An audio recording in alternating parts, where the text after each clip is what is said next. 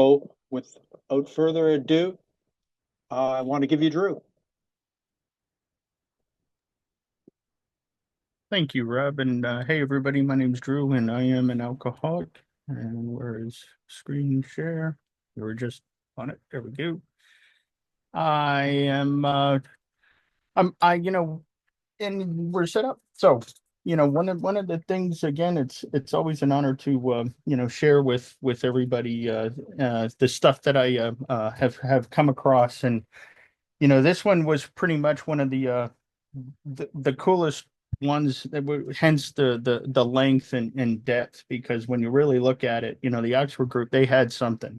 They really had an amazing and especially in their early time frame, they had something that is probably a little more encompassing when it comes to our 12 steps. We alcoholic them, and we brought it down to layman's terms, but some of the practices that they had was just absolutely and incredible. And so one of the things that this whole purpose does is it kind of brings to light our steps, where it came from. It started with four simple words. It started with surrender. It's restitution, sharing as witness, and guidance. And basically, you boil those down, and those are the from three through pretty much 12 at that point. And this is just a refresher slide. I found the full original I had. But this was that building that's on the left is where Frank Buckman had his first conversion experience. It was called the Titheburn Chapel, and I think chapel spelled wrong. My spell check is just crazy. But anyway, so this was in Keswick, England, all the way back in 1908, and is where he had that, those four words come into his soul pretty much. Sitting in there, he realized how, the negativity of ill will. He had his surrender. He surrendered to God, like whatever happens, it happens for a purpose or a reason. He also immediately realized to get rid of ill will, he had to restitute, and he made an attempt to clean up the wreckage of his past, and of course, from there, guidance and talking with others, and boil it down later on down the road. The first person that he really applied this to, and this is what's so unique, especially when it comes to Alcoholics Anonymous, is because this is the first alcoholic that had success with this steps. This goes all the way back to Penn State University. That guy's name is Bill Pickle, or William Gilliland. And of course, Frank Buckman, walked him through those four little words and taught him, the absolute standards of honesty, purity, unselfishness, and love. And of course, it just got that wheel rolling. So that's kind of a a recap somewhat. We also talked at great length about Sam Shoemaker, and pretty much his entire interaction and his background all the way up to this point. And we also covered pretty much around the time of 1922 to 1928. And again, it's from here this kicks into the third part. Sam Shoemaker lands at Calvary Church, and pretty much sets up shop, opens Calvary House around the same, in that 22 to 28 time period. Calvary Mission, which is, it's a mission. He helped start it, but again, it's all of that. And it's also around this time that they begin to fine tune these procedures for personal change. Frank Buckman continues a series of jobs, interactions in colleges, universities around U.S. and Europe. And Samuel Schumacher also sets up Calvary Church officially as the home base, actually, for the Oxford Group movement in America. In fact, this is a neat little postcard, but it was a thing that they constantly set out. And of course, when you look at it, it was an 80-page book with pictures and obtainable through the Oxford Group. And of course, the address for Calvary Church was 61 Gramercy Park in Newark City. And so I thought that was pretty interesting. Again, this was at least shows the point of origin for the Oxford Group in America, kind of their central operations. Now, from here again, the first version or procedures, they evolved, and this would be considered a next version. And of course, by this time, they're still using the name First Century Christian Fellowship or First Century Christian Movement. And it summed up, see if any of these sound familiar. Number one was surrender to God. Number two was rigorous self-examination. Three was confess character defects to another human being. Four was make restitution for harms done to others. Number five is give without thought of reward. Number six, pray and seek guidance in all matters. Seven, study scripture and read literature. And then eight, lead by example that one might motivate others. And I thought that that eighth one was pretty interesting. But again, it just slowly starts to evolve. There's going to be several more versions, and they all just kind of bounce around and intermingle with each other. But this one was pretty much the start. They also had this concept that in order to keep this spiritual connection, or in order to keep it, you have to give it away.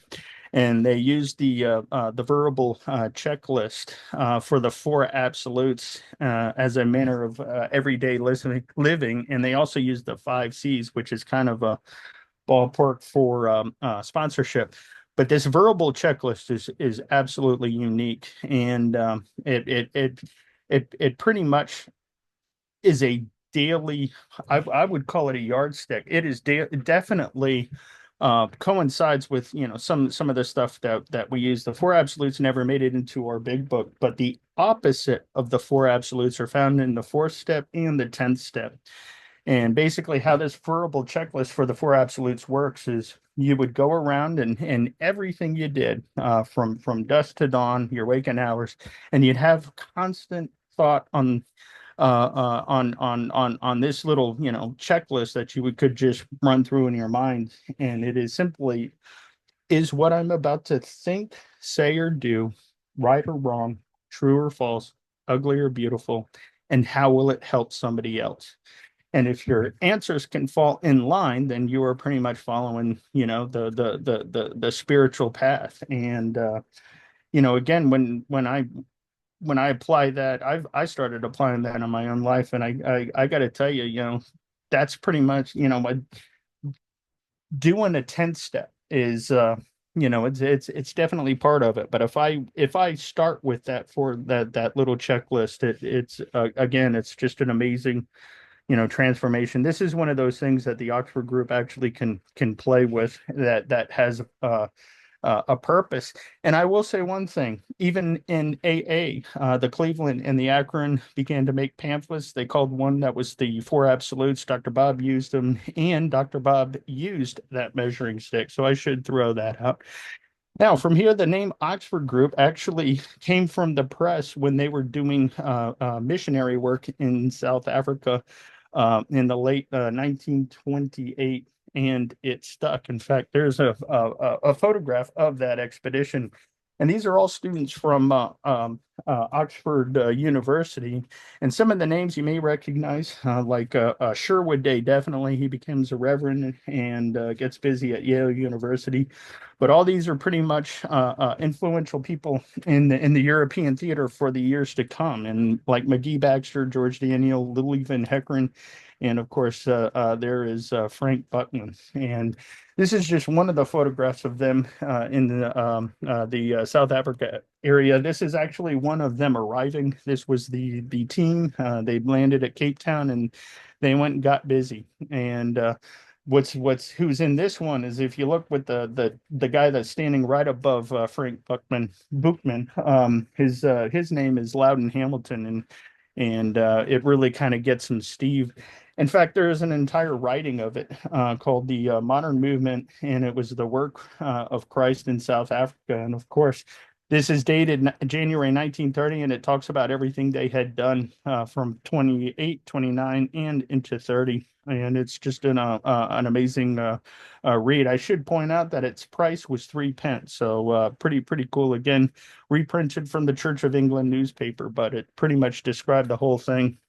And then, again, so they got the name in 28, and by 29, they were up and running. In fact, this is a great photograph. This was the leader's house party. So again, here they are 11 months later. They went from just a handful of folks to about, I started counting them and I lost count 3 times. So we're just going to call it over 125 people. But again, this was the kind of the leadership conference, and some faces again.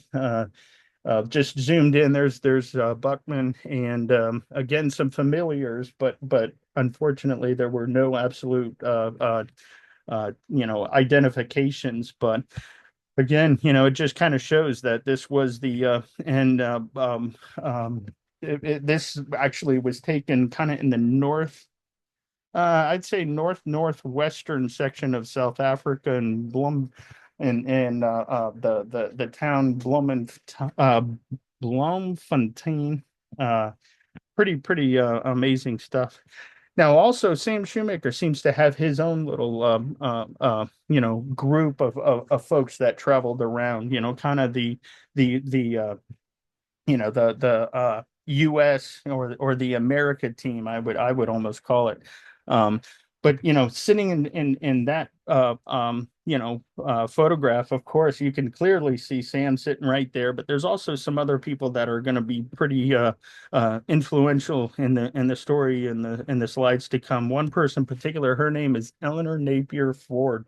And she is going to be an amazing individual, and some of the stuff that she does. In fact, inadvertently, there is going to be almost a direct interaction or connection with Ann Smith, and because Ann Smith will end up having Eleanor Ford's handout that with all the notes on it. So we'll cover all of that. But other people that are in this photograph that are noteworthy.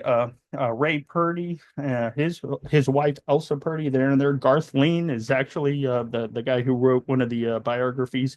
Sherwood Day is also in there, and just a whole slew of photographs or the who's who and some of those. Now, from again 1929, the First Century Christian Fellowship had their house parties. These are all USA invitations. The first one, you can see that quarterly invited to attend a house party at the First Century Christian Fellowship in Northampton, Massachusetts. That is December 28th through January 3rd of 1928 into 29. So happy New Year to them. Another one also is this one is in Annapolis, Maryland. This was from January 18th to the 21st.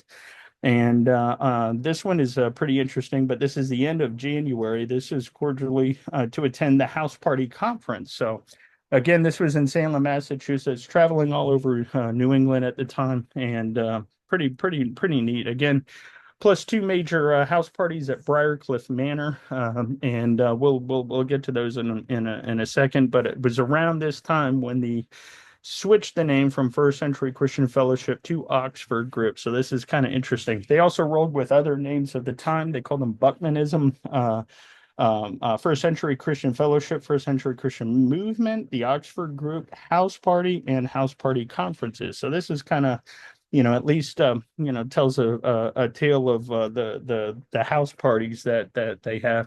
Now, this was meant to briefly describe the start of the Oxford Group, its action plan, and of course, its location now in NYC. Now, for our story, the AA story, how did the Oxford Group land in Akron? That's what we're going to cover next. And we'd like to introduce one person, and one person in particular, and his name was Jim Newton. His contribution starts all the way back in 1923. In fact, his full name is James Drapier Newton. It says that he was born in Philadelphia, but of course, pretty much the story starts in Fort Myers, Florida. Now, born in Philadelphia, but by 1923, again, young Jim Newton, and when it was First Century Christian Fellowship, pre-Oxford Group, little background on him.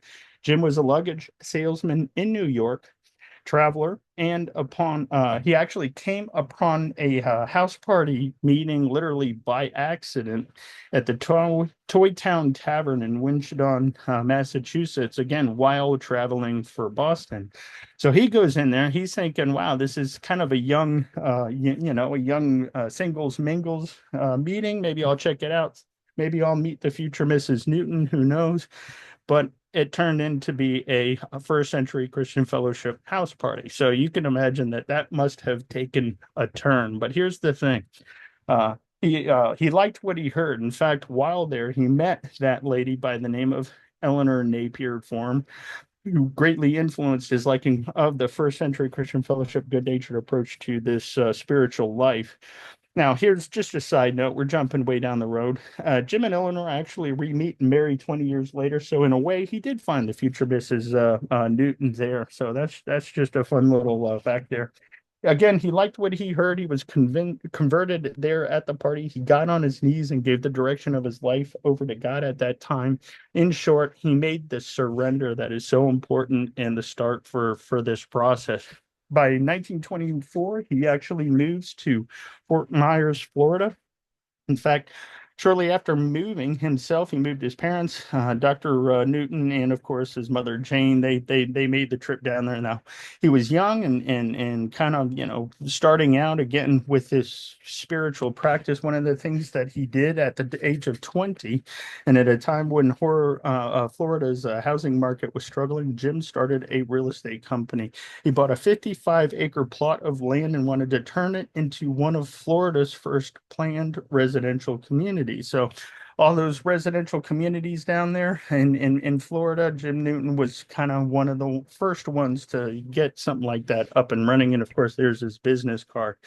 And the plot that he chose was very unique. Again, talk about a silver lining, a slender thread. But right across the street, literally, was Thomas Edison's winter home. And of course, Edison, being who he is, really kind of saw the start of what was to come.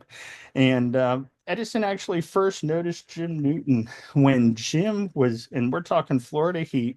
Jim is outside digging a ditch for the new water main, dressed in a shirt and tie. So he's out there sweating it up. And of course, Thomas is looking at this going, well, that's a first, dapper kid, well dressed in the mud, sand, digging a ditch. Uh, and of course, he just kind of made a mental note of that. And anyway, long story short, again, they started hey, what you doing out there? You're building this right across our street. What gives? And again, finding, he inquired, what's going on. The two met, discussed the site plans. Jim showed him what the front entrance drawing looked like, and that's a rendition of exactly what he had on his pamphlet when he first, started doing these mail outs. So that's pretty much so.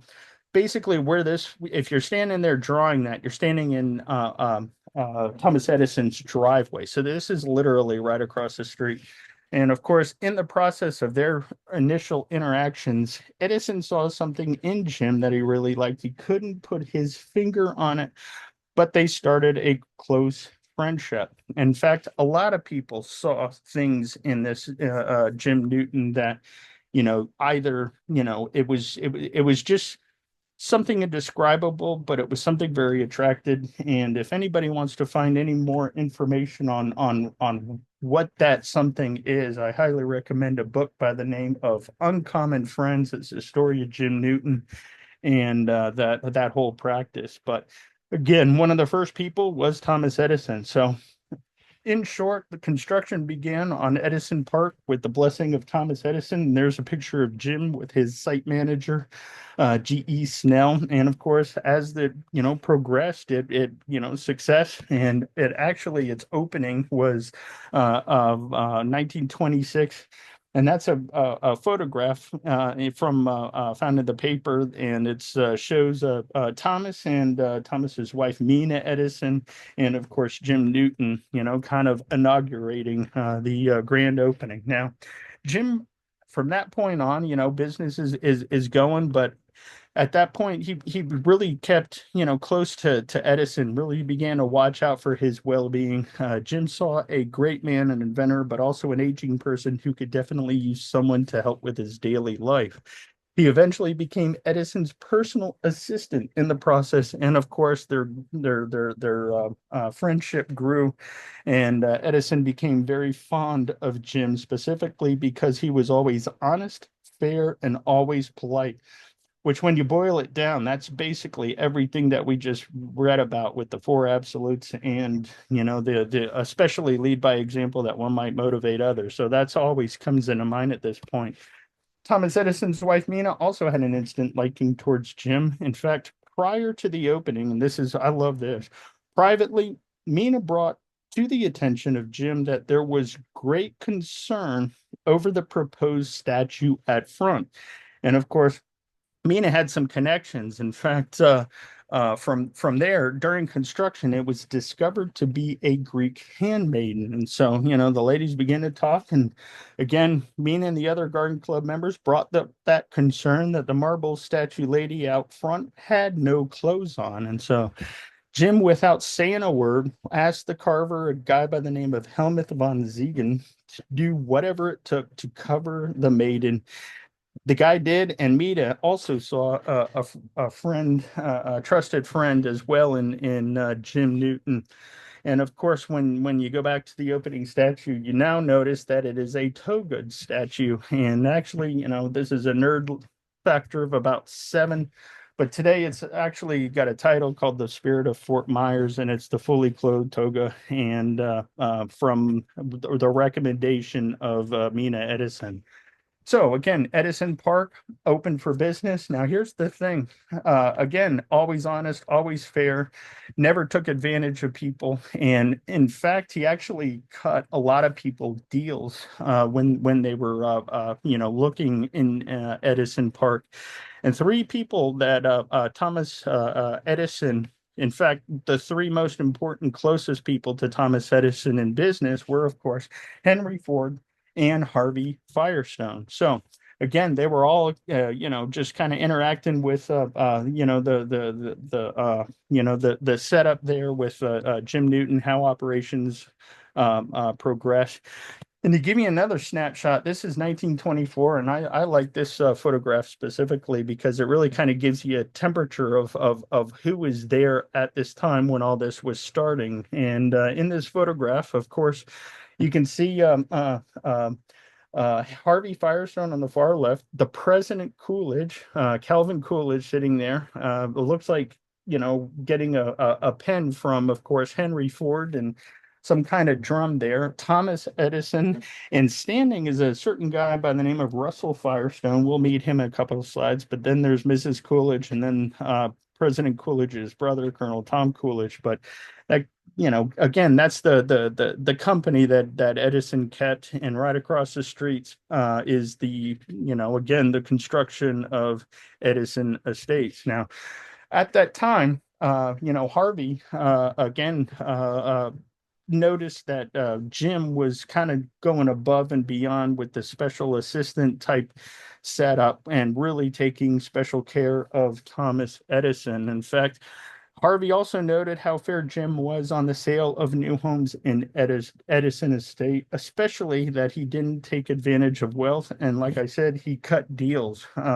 He gave people, incentives, was always fair, was always honest, and he just made a mental note of that. In fact, Harvey noticed that special type of personality that he saw in Jim was something that he had been looking for a long time to possibly spearhead a new Firestone venture. He did some checking on Jim's background, and everything was positive. In fact, Harvey took Jim aside and asked him if he would like a job at Firestone. And since this Firestone or Edison Estates is slowly in motion, he's thinking hard. He's like, absolutely. Well, the description was vice president for this idea that Harvey Firestone had been toying with for quite a while, but was unsure of who to place at the helm until this moment. And of course, by the end of 1926 to the beginning of 1928, Jim Newton took the job and went to Akron, Ohio. And this idea was something called the One-Stop Master Service Stores. And so now Jim Newton is in Akron, Ohio. Again, this was pretty much what it did. He opened all these all over the country. He would go out. He would do it the right way. And again, at this point in time, again, when your car in the 1920s time frame had to have some kind of major work done to it, the way that you handled that would you would take your car all the way back to the dealer, you give it to them, and then they'd work on it. But what Firestone's idea was is he would go into a city metropolitan area and he'd open up one of these giant filling stations, but it's the building underneath that is basically set up so you would take your car here instead of to the dealership, and they'd be able to put drive it in one of those shed in the inside of that and get the all the major maintenance done close to your own house. In fact, this is a photo of him uh, kind of overviewing a grand opening of one of several, in fact, 400 around the country.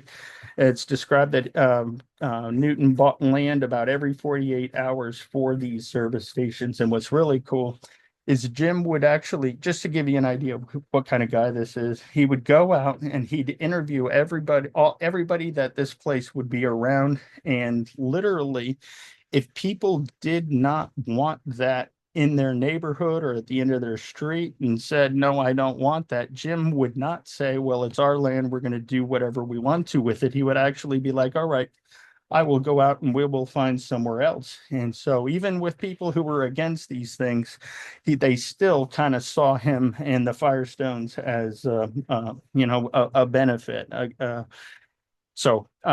Pretty amazing individual. And of course, this was the letter of his kind of last day. Everybody in that under his division signed this, and it was kind of a letter of gratitude. And of course, he left the position January 16th, 1931, so kind of early, but again, pretty fascinating. Now, Jim, at this point, really began to look out for Harvey Firestone as well as the company's best interests. He definitely became a trusted friend of the family. In fact, he got to know the family very well, especially. And now we're going to bring Russell Bud Firestone back into the picture. This is the eldest of Harvey Firestone's children and kind of the one that's groomed to kind of take over operations. But notice that the drinking habits of Bud Firestone and his inability to stop and especially stay stopped kept getting in the way. And this was something that weighed pretty heavy on Harvey. Now, with Jim being part of this movement, and knowing that this movement, the First Century Christian Fellowship and the Oxford Group, actually has success with people who drink too much, takes Harvey aside and says, "Hey, I'm a part of this organization. They've had successes with alcoholics, and if you would like, I'd like to, I'll try to take Bud and see if we can do something to him." And of course, Harvey's response was yes. In fact, we needed that yesterday, and gave a absolute green light. And of course, Jim Newton and Bud Firestone kind of got together and started the process. In fact, they actually, in that 1931 timeframe, they went all the way out to Denver, Colorado, and attended the Episcopal Bishops Conference. And that was September 16th through the 20th. And guess who else was there? That's right, Sam Shoemaker was there. And here's the note. 6 months to a year after this picture was taken from May 30th at the Briarcliff Lodge house party, Sam will convert Bud Firestone on the way back from Colorado on the train with Jim Newton in tow. So they're in the car. Bud Firestone decides to make this surrender and start that process. And it was Sam Shoemaker and Jim Newton. So Sam knows Jim, knows the Firestones, and that was the interaction. In fact, Briarcliff Lodge actually was a major kind of house party conference location for the Oxford Group in the years to come. January 33, a special guest from Akron will be here to, quote, share as witness to his surrendered life and being guided by God. In fact, the exact timing of this particular photograph is a little off. It's either 30 or 31, but this is a snapshot of the house party. And of course, this is just prior to Bud Firestone. but also who important that is in this particular crowd of faces. This is a long panoramic, and if I actually showed the entire thing, yeah, it would just be little dots of faces. It was a large photograph, but in the crowd is none other than alcoholic number one Bill Pickle. He is there. And of course, Sam Shoemaker of Calvary House, he's also in this. So this is the house party at Briarcliff Manor, and it kind of goes from there. But this is again 1930, 1931 time frame, and then Bud gets involved. But the point is at this time they have technically what we would refer to, or at least the big book refers to, as the practical program of action. Again, starts with step 3 and goes through pretty much step 11 and then step 12. And the plan started with Bill Pickle being transformed by Buckman, then Bud Firestone by Jim Newton, and Sam Shoemaker on a train from Colorado. And it started with that surrender experience. Now, 1929, 1931, Oxford Group regular meetings at Briarcliff Lodge in New York. And by 31, Bud Firestone converted by Jim Newton, Sam Shoemaker on the train ride back. Harvey said that when Bud got off the train after that conversion, he was absolutely skeptical because he had seen it before. Again, but this time there was something different about Bud. And what's really cool is when Harvey describes it, he said there was something about his eyes. There was something I couldn't put my finger on, but there was something different about Bud, and he was very optimistic.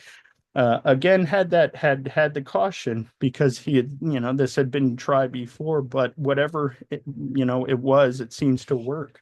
In fact, after Bud's surrender experience, it is as if Harvey wanted to see firsthand what produced such a profound change. So he and his son, something different again, is described that they actually went and attended a Oxford Group house party in May of 1932. And of course, they traveled to check this out, and met Frank Buckman and kind of the whole 9 yards. So Harvey finally got his son Bud back again, but how? He had literally had to see it for himself what this organization was that accomplished again what seemed the impossible to change Bud. Everything else money could buy was always failed before, but again, this was something that worked. And of course, that's just a photograph of Harvey and doing some of the operations in the factory with Bud, who is earmarked to pretty much take over. Here's another photograph of father and son doing a tour with the facility, but again, he finally had his son back, and at least sober at this time frame. So by the end of 1932, Harvey Firestone takes Jim Newton aside and says, "Hey man, whatever you did with Bud, it worked. Thank you. I am indebted to you." Then he also kind of had this. He said, "What if you could bring one of these house parties here to Akron?" And of course, that got that ball rolling. January 8th and 9th. Again, he picked up the phone, I would say, hey, I've got a possible, house party set up here in Akron. Why don't you bring the entire Oxford group, set up here, and we'll get things started. And so it was agreed just prior to that, on January 8th and 9th of 33, 10 days before coming to Akron, they actually have another house party at Briarcliff Manor. And guess who was one of the keynote speakers there? Russell Firestone basically went up and did an entire spiel, shared his witness, told how it works. The newspaper also talked about it in Akron. In fact, there was a great description that Firestone was one of the speakers at the gathering, attended largely by members of wealthy families.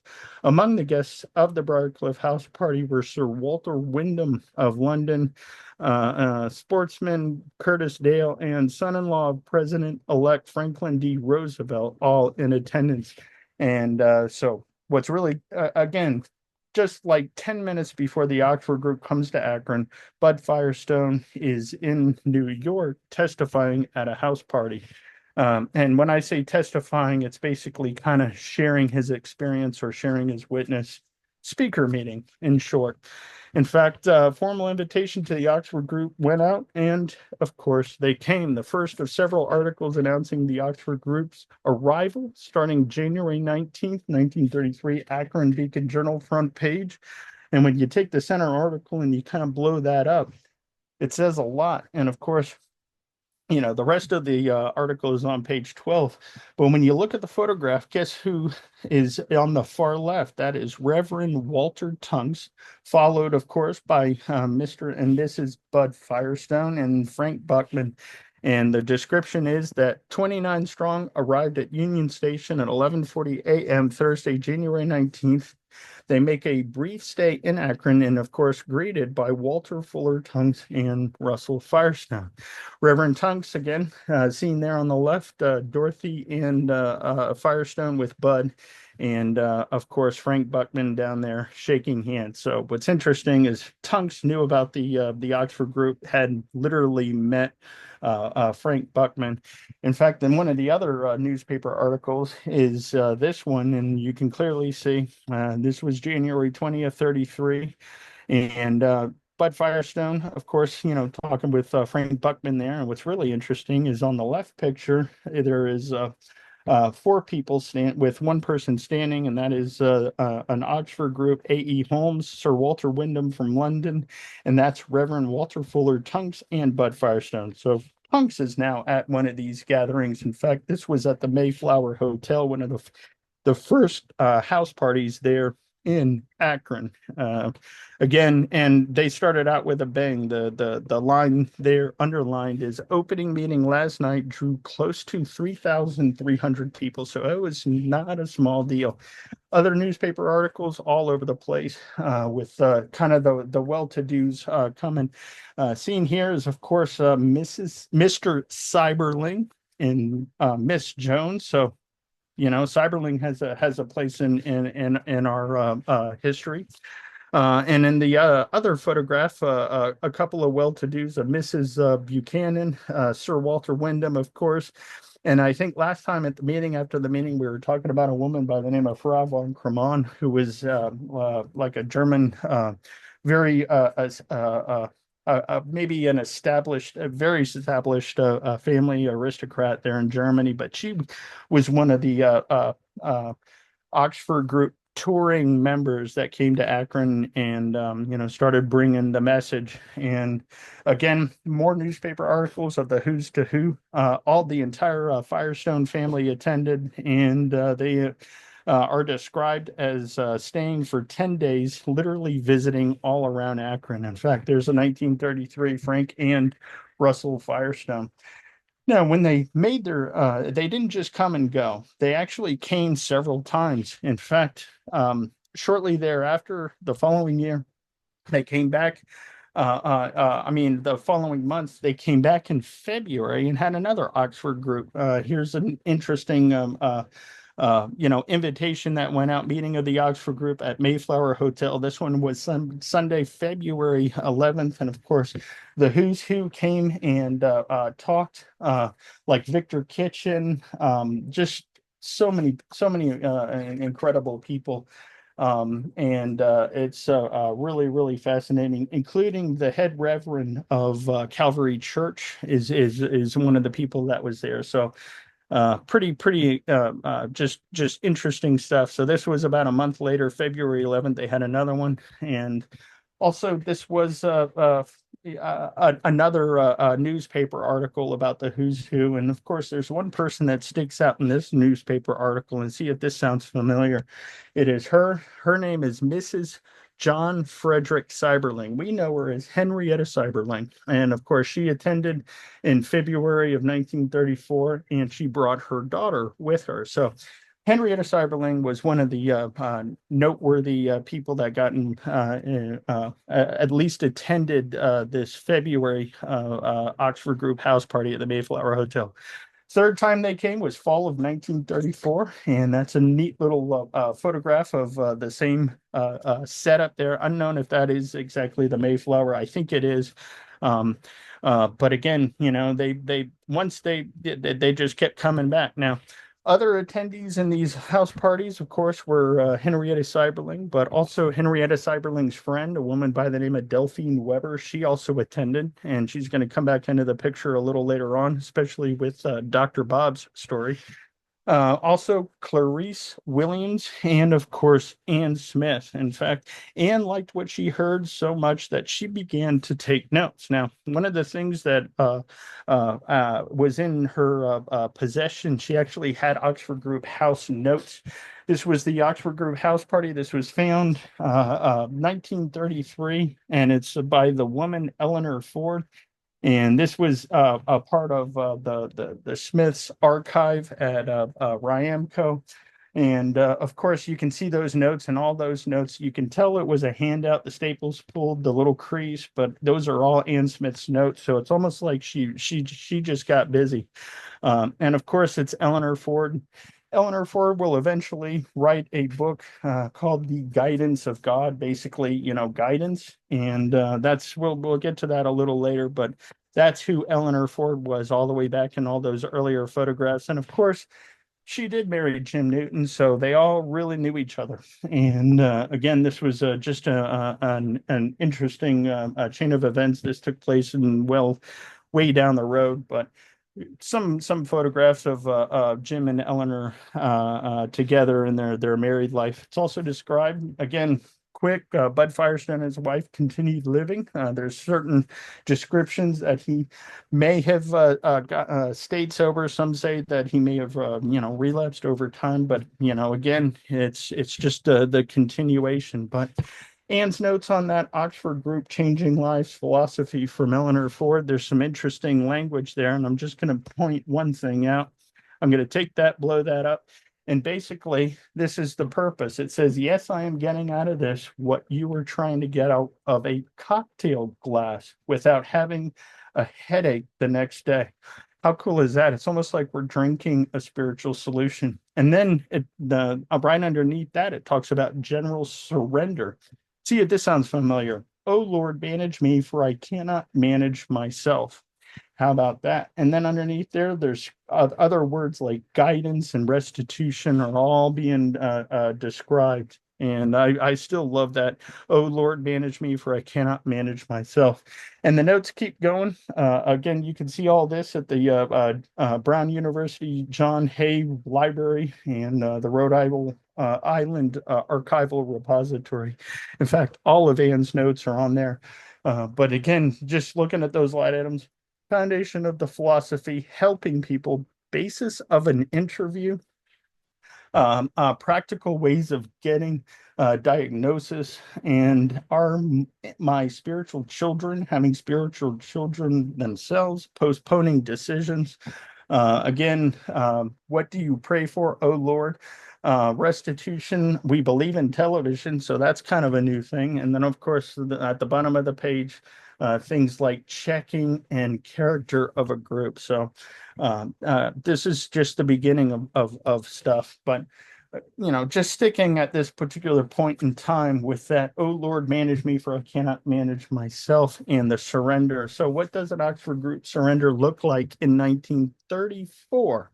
When Dr. Bob starts attending meetings, and better yet, we're going to look at the year earlier and the year before that. But basically, this is what it looks like in I Was a Pagan, called by Victor Kitchens. See if this sounds familiar. I surrender thee my entire life, O God. I have made a mess of it trying to run it myself. You take it, the whole thing, and run it for me according to your will and plan. Boy, is that close to our third step prayer. A year earlier, what is the Oxford Group? This is a layman with a notebook, and it says, it is a simple decision put in a simple language, spoken aloud to God in front of a witness at any time and in any place, that we have decided to forget the past in God and give our future into his keeping.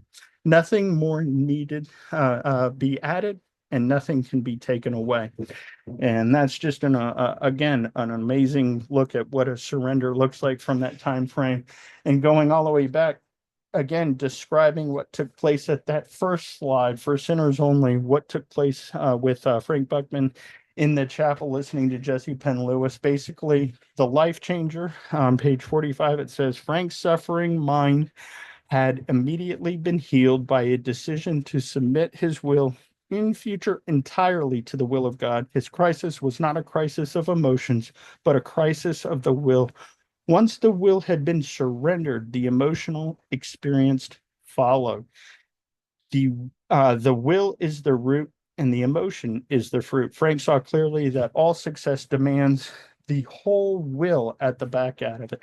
So again, talk about that absolute, surrender, like whatever's going to happen happens for a reason. Now, I'm jumping way down the line on this next slide, but I might as well throw this out there. This is a interesting transcript from Bill writing Lois in the summer of 1935 from the Mayflower Hotel stationery. And in fact, the first paragraph is absolutely incredible. It talks about his mother. It says, "I love you so, and you will be interested to know that another amazing chain of events is starting, this time being related to mother and the Firestone." So Dr. Emily Griffith Wilson in San Diego. This uh, Chat Newton, she heard in San Diego, is a protege of Harvey Firestone. As a kid at 20, he made and lost a fortune in Florida real estate, either at Fort Myers, I don't know, but at any rate, he met Edison down there, and this led to Firestone, who took him at a large salary as a private secretary. While all this was going on, he ran into the group meeting just by accident, became changed, and it was he who later persuaded Harvey to bring the international team here. This has not been in Akron, or he has not been in Akron for some time, being in charge of Harvey out on the coast or in St. Louis. But I thought that was pretty important to show that even in San Diego, Dr. Emily Griffith Wilson interacted with an Oxford Group house party, summer 35, because we know Bill also was in the Oxford Group, but we'll get to that. And of course, there's Jim Newton talking about the whole thing. So I thought that was just an interesting, little chain of events. But when you boil it all down, it started with these three individuals: Frank Buckman, Bill Pickle, and of course, the student James Lawrence Blair Buck, all the way back at Penn State University, alcoholic number one. You can see our roots begin to grow. Here is an interesting thing. This is a house party. This was in Riverside, California in 1933. So who knows? Maybe this might be when that start was kind of got that ball rolling. Now, when we go back to Ann's notes about the Oxford group, again, she goes to town on this. These are all Ann Smith's notes. Things like, what does a surrender mean? What does a 100% surrender mean, with the line items underneath that? Things like continues with what does surrender mean? And we won't get too far into this, but I will definitely tell you exactly where and when, how you can actually go and see all this stuff. The cost of a surrender entails several light items underneath that: barriers of a full surrender, and of course, all the things like I kind of like the discipline there. Barriers to a full surrender. The first one: is there anything I won't give up? Or better yet, number two: is there an apology I won't make? Boy, does that sound like Dr. Bob's experience in the days to come. Um, and of course, down there, something most importantly, something considered the quiet time, which is another practice. But these are all Ann Smith's notes. What does a 100% surrender mean? And she goes to town, 15 line items, again, with detailed descriptions, and it goes forward from there. After the surrender and just everything. Again, there's I think there's almost 80 pages of Ann Smith's notes at the Brown University Library, and pretty outstanding. So if you think about it, Buckman and had at least his roots going into Akron, and again, it all kind of comes to play with Buckman and Sam Shoemaker. Now, around this time frame, another version of these tenets or these procedures of the group kind of surface around 1933. They kind of boil it down a little more simpler. And of course, number one was given to God, the surrender. 2, listen to God's direction. 3 was check guidance. 4 was restitution. 5 was sharing for witness. And of course, 6 was confession. There's another version where 5 and 6 are actually combined, sharing for witness and confession. And boy, does that sound like step 4 or 5. But again, it's pretty fascinating. Now, when Clarice Williams went, she also brought Thomas Henry. And of course, they decided they liked what they heard so much that they would actually open a house party. Where's my time there? House party at their home there in Akron. And long story short, and these are when all the paths start to cross. T. Henry, or Thomas Henry, was one of the chief designers for the National Rubber Machinery Company. You can see some of his names on patents. In fact, this next one, he's all over the patents at the time frame. And again, this kind of at least leads into the Bill Wilson connection. But so all of this is going on. Now, before we go into that connection, I would like to just point out this other thing. Now, this is the Shoemaker. I would say the Shoemaker team, and they are also in Ohio. But this, again, the Cincinnati Enquirer, Wednesday, November 3rd, 1934.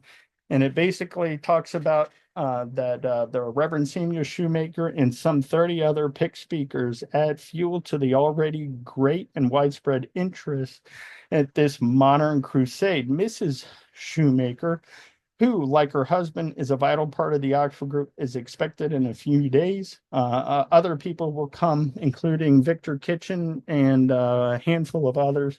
And then, of course, by December 3rd, they are actually there. Mrs. Samuel Shoemaker, a charming young woman, the interest of Reverend Samuel Shoemaker, brings the America team with 40 plus folks. And there's just an interesting photograph of a young Helen Shoemaker, active Oxford group member and one of the keynote speakers. And of course, December 7th and December 6th, the group arrives. Public meeting will be held at the Louis Size Ballroom at Hotel Sinton at 8:30 tomorrow. Samuel Shoemaker, rector of Calvary Church, New York City, head of the Oxford group in America, will be in charge.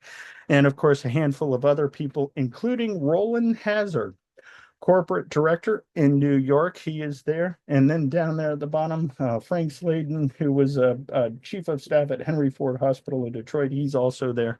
But main key, Roland's there. In fact, this is a great little group photograph. This comes from the Cincinnati Enquirer, and the date, December 8th, 1934, page 9. And when you blow this, side little note, it's about 231 miles south of Akron, but it is still in Cincinnati. And when you blow this up, you can clearly see Roland Hazard there. Another person noteworthy is Mrs. Frances Shep Cornell. She is one of the keynote speakers. And of course, there's Reverend Sam Shoemaker. Now, why is this important? Because this photograph with Sam Shoemaker, Mrs. Frances Shep Cornell, and Roland Hazard was taken 3 days before Bill Wilson was to enter Towns Hospital for the last time, December 11th, his sobriety date, 1934. Guess who else was one of the keynote speakers? And this is really blew the top of my head off. Her name was Mrs. Seiberling. That's right. Mrs. Seiberling was also part of that team. So Henrietta Seiberling's mother-in-law was a keynote Oxford group speaker with Sam Shoemaker in Cincinnati 3 days before Bill Wilson. Did they know each other? It kind of looks like they did. One of the descriptions also said that a Mrs. John F. Seiberling was also in attendance here in Cincinnati. So how amazing is that? And this is, again, keeping in mind with Bill Wilson, we are actually looking at Ebby just visiting Bill in late November. He has this I've Got Religion. Bill struggles to stay sober. It's referenced that Bill tries to search for Ebby at Calvary Mission while drinking. It doesn't end well, but eventually he finally decides to take the plunge. December 11th, he goes to Towns Hospital and gets that ball rolling. Now, I will just kind of go through this next session, and we may save the rest for later, but it's that important.